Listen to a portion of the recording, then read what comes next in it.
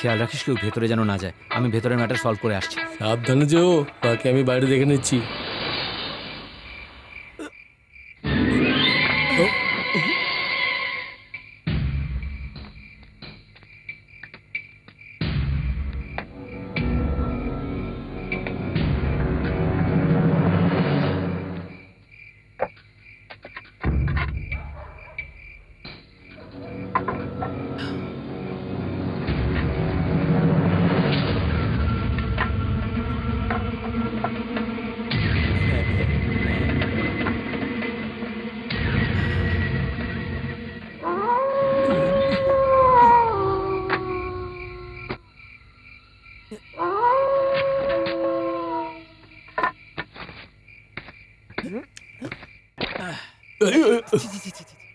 আরে এসব কি করেছিস? পেশাব করে দিয়েছিলাম, খুব জোরে লেগেছিল। আরে তুইও না।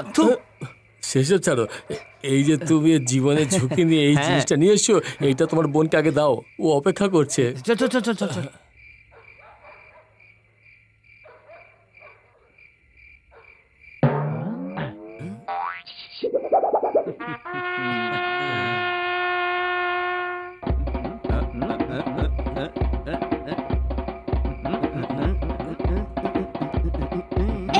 দাদা, তুই এটা নিয়ে এসেছিস? আমার বোন কোনো কাজ বলেছে আর আমি সেটা করবো না, সেটা হতেই পারে না। দাদা দে না, দে না, দে না দাদা, দে না, দে না। আরে দিয়ে দে না, ওর জন্যই তো এনেছিস। ওকে।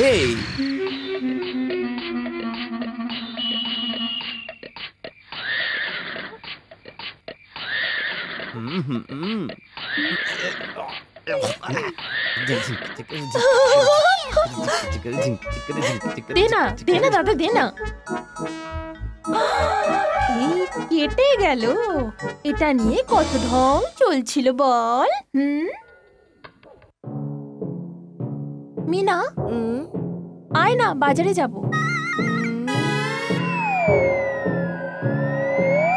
মেয়েদের যদি চুল খুলে রাখা হয় তো কোমর অব্দি ছড়িয়ে যায়, তোমার চুল কেন এত ছোট ছোট? কুকুরের নজর, নেকড়ের নজর, বিড়ালের নজর, ইঁদুরের নজর, সবার নজর থেকে বাঁচা। থু থু থু থু থু। দাদা, আজকের পর থেকে আমি খুব নিশ্চিন্তে ঘুমাবো। যা যা। আরে তুই কি শান্তিতে শুবি রে? আমার ঘটনাটা শোন। কেন, কি হয়েছে? এই শহরের সবাই এই চুলটার পেছনে পড়েছিল,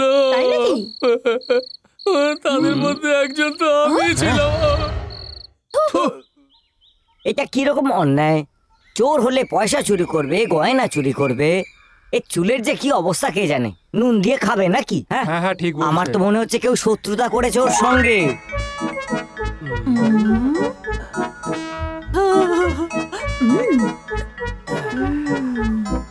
আরে ওই মেয়েটার এত সুন্দর চুল ছিল যে রেশমের মতন চমকাচ্ছিল, এই যে কেটে নিয়ে গেল ওর চুল। ভগবান যেন ওকে ন্যাড়া করে দেয়, ওর যেন কখনো চুল না ওঠে, ওকে যেন ভগবান কালো করে দেয়। আমি তো এটা বিশ্বাসই করতে পারছি না, কেউ ঘরে ঢুকে তো বিরুনি কেটে নিয়ে গেল আর তুই কিছু টের পেলি না? হ্যাঁ, আমি কি করেছি?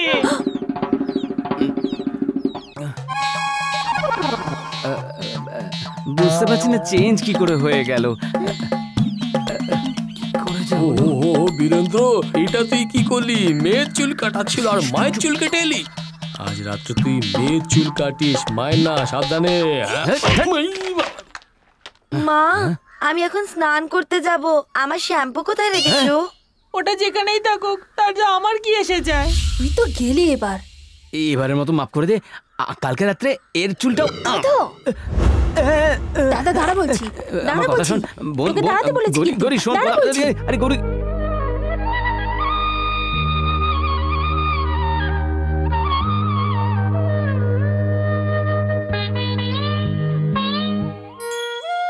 এটা কি আজকের দিনেও নিজের দাদার শার্ট পরে পুজো করছিস?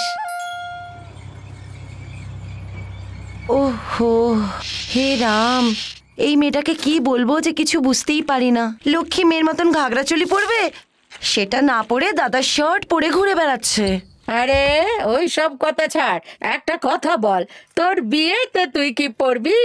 শাড়ি নাকি তখন এই ভাইয়ের শার্ট পরে ঘুরে বেড়াবি? তোমার বিয়েতে তোমার বর মানে আমার দাদু গো শার্ট কিনে দিয়েছিল কি? না না তুমি তাহলে শার্টের ব্যাপারে কি জানবে? তুমি কিছুই জানো না। যখনই দেখো আমার স্বামীর পিছনে পড়ে থাকে। ও হো হো হো, আজ নয় তো কাল ওর বিয়ে হয়েই যাবে, কেন ওর পেছনে পড়ে আছো দিদিমা? আরে শুনছো, রাম দাদা এসছেন। রাম, কিভাবে এলে? একটা ভালো সম্বন্ধ এসেছে, কি ভালো বাড়ি ওদের, কি সুন্দর জায়গা। ওই বাড়ির বউ হবে, তোর মেয়ে নিশ্চয়ই কোনো পুণ্য করেছিল। সেসব তো ঠিক আছে, কিন্তু শহরের নামটা কি? একবার ছেলেকে দেখে তো নাও, একেবারে রাজা, রাজার মতো দেখতে। ওই আগে তুই শহরের নামটা বল। আসল কথা, তোমাদের মতো লোকেদের ওদের বাড়ির সঙ্গে সম্বন্ধ করা খুব পুণ্যের কথা গো, তুমি বুঝলে কি না? বাবু আগে শহরের নামটা। ওহো হো, শহর শহর করে আবার মাথাটা খাচ্ছ কেন? শহরের নামটা বলবি কিনা? ওই দেখ আমার বোনকে, আমার বোন সাক্ষাৎ দেবী, আর তুই কোনো গ্রাম থেকে সম্বন্ধ নিয়ে এসেছিস? দেখ ভাই, ও যে শহরে যাবে সেটা নিয়ে আমাদের শুধুমাত্র মাথা ব্যথা। ওই স্বামী, শ্বশুর, শাশুড়ি, কুকুর, বেড়াল, গাধা এসব পরে দেখা যাবে। ওহো হো, ভালো সম্বন্ধের উপরে কেন জল ঢালছো? বাবু শহরের নাম বলো, নাহলে তুমি গেলে।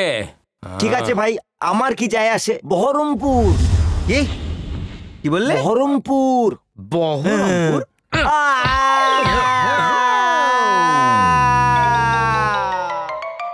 লোকে আগে গ্রাম বলতো, এখন বিশাল শহর, দেখলে খুব ভালো লাগবে।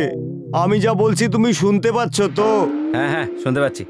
তুমি তো শুনতে পাচ্ছ সবই, আমি কিছু শুনতে পাচ্ছি না। কান গেল তো কি হয়েছে, চোখ তো ঠিক আছে, শহর দেখানোর জন্য চোখই যথেষ্ট। ঠিক আছে চল চল এবারে চল, শহরটা দেখাবি চল।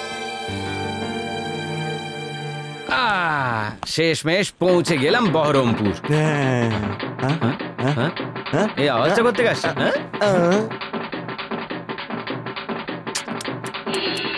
দাঁড়াও, কি ভাই, কি সব হচ্ছে এখানে? আরে মন্দিরে পাঁঠা বলি দিচ্ছ, কি নির্লজ্জের মতো কাজ এটা। হ্যাঁ বলো, ওপরে গিয়ে তুমি কি উত্তর দেবে ভগবানকে? হ্যাঁ বলো বলো বলো। এই কি, তোমার শরীরে যে রক্ত বইছে এর শরীরেও সেই রক্তই বইছে। আরে আমরা সবাই শেষমেশ একই, আমাদেরকে একসাথে থাকতে হবে। ব্যাস তফাৎ এটাই যে গরু ছাগল আমাদের দুধ খায় না, কিন্তু মজার কথা হলো আমরা তো ওদের দুধও খাই, আবার ওদের বলিও দিই, তারপর সেই মাংস আমরা খুব ভালোবেসে খাই। আমরা কি ঠিক কাজ করি? এই কথাটা কিন্তু তোমার ঠিক করে ভাবা উচিত। ভাবো ভাবো ভাবো। এর এত বোঝানোর পরে আমরা যদি একে মেরে দিই তাহলে আমাদের মানুষ বলা যাবে না। ছাগলটাকে খুলে দে। সরকারও এই গ্রামটাকে শুধরাতে পারেনি, কিন্তু 5 মিনিটের মধ্যে এই ওয়ান অ্যান্ড অনলি বীরেন্দ্র গ্রামটাকে শুধরে দিল। বীরেন্দ্র এই গ্রামের জন্য নিজেদের বোন কি নিজেদের প্রাণ দিয়ে দেব। সরকার চায় যে ছাগলের বলি দাও, গরুকে কাটা উচিত না, মুরগিকেও কাটা উচিত না। সরকার তোমাকে বলেনি যে মানুষের বলি দেওয়া উচিত না।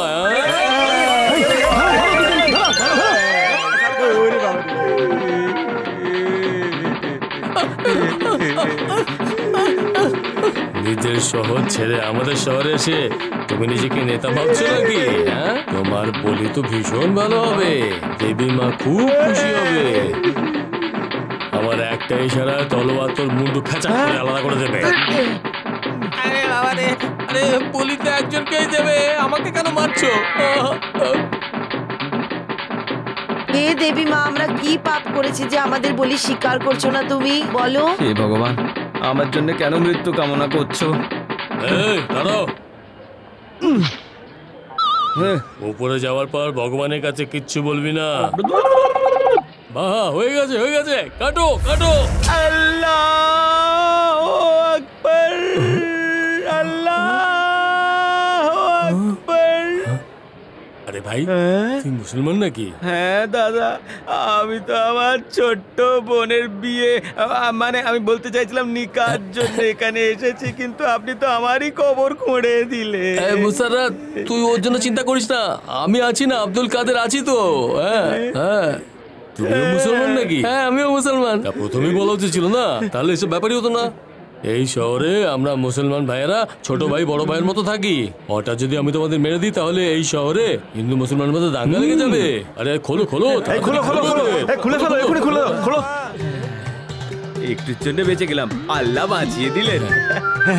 এই বীরেন্দ্র, এই শঙ্কর, আমাদের শহরে যাওয়ার বাস এসে গেছে, শিগগিরই আয়।